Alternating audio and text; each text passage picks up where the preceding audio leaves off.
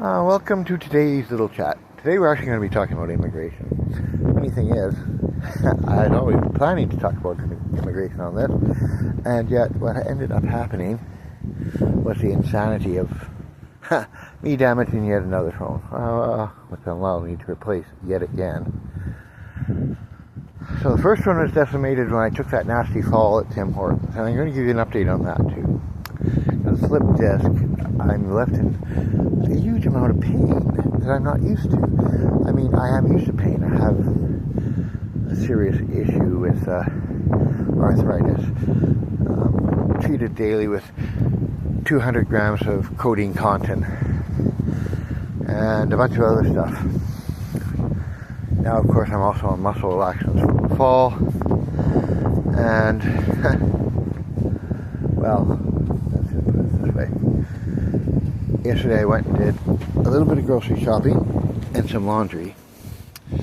By the end of it, I was in screaming pain, and I was requiring extra milligrams of codeine sulfate. Not a pleasant thing.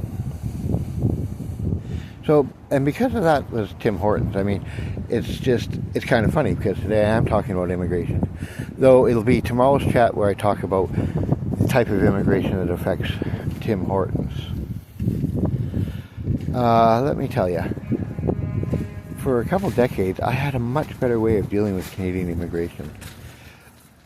What we see right now is the friction in Canada as the cultures are meeting, clashing, and unfortunately not getting along well all the time.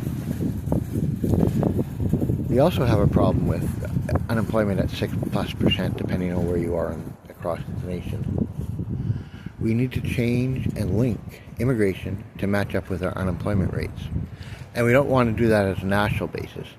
Because of that, we want to do those as regional zones. So you choose regional zones. Like in BC, we do Vancouver Island as one zone, and we do Lower Mainland Fraser Valley as another zone, and the Chilcotin as another zone, and the Okanagan as another zone, and on and on and on. Now, each of those zones do report their data is collected by Statistics Canada to evaluate and create the unemployment rate for those zones so that EI can appropriately decide benefit time lengths, benefit amounts, etc., etc. So we already collect all that data. What we need to do is link it directly legislatively to the unemployment in each given zone. So if you are at 3% unemployment, then you can import more immigrants to help stem with those particular problems. But those immigrants, like every new immigrant coming to Canada, will have to sign an agreement saying that they will stay in that region for 5 years, minimum of 5 years, which gives them plenty of time to acclimatize and get used to being in Canada and working for Canadians. But let's say your unemployment rate's 5% or 4%. Even 4% is too much in my opinion, because there really is a lot of this work that can be done by Canadians if employers are given the right encouragement to provide a proper wage, which of course isn't the encouragement of larger profits.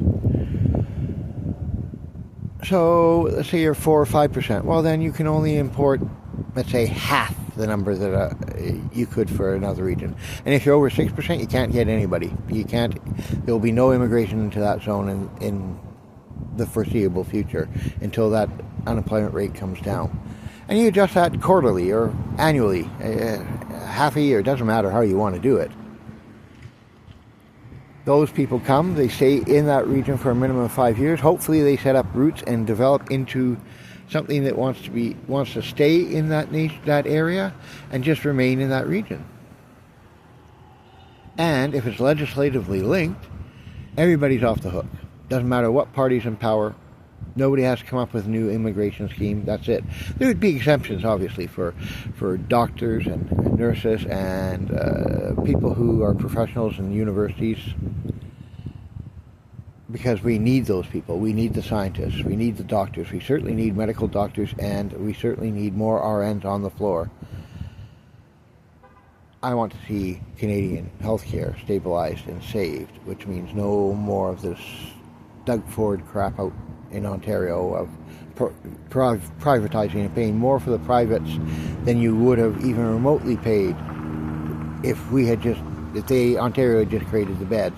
There's similar situations are beginning to occur in BC here. And the fact is, no, there should be no private clinics at all. End of story. No for-profit healthcare at all. And there should be no for-profit immigration. That is a topic for tomorrow. Because tomorrow we are going to talk about this labor market adjustments and the work that's not really work. That we don't actually take the time to study and look at and figure out, and we allow people applying for these to pretend to be, we say, oh well, they're honest people, but they're not. They're not always honest. In fact, very rarely in some communities are they ever honest when it comes to the labor market. So we're going to talk about that too. That's tomorrow's topic. Today's topic is I want to have immigration linked directly to unemployment rates in a region by region zones.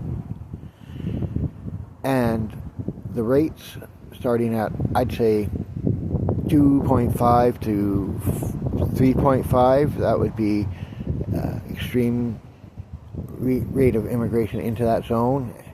And then we go 3.5 to 4.5, that would be moderate immigration, and then anything over 5%, 4.5 to 5.5 would be one step down, total immigration allowable, and then anything over that, there would be no immigration. So, you see what I mean? Link them by legislation. Make it impossible for a government to ever allow the mess that we have gotten in now, where while we're allowing lots of immigration, those immigrations are into places which do not need them, into large cities where there are huge amounts of potential employees out there already, into non-rural settings. Canada's north needs a lot of people.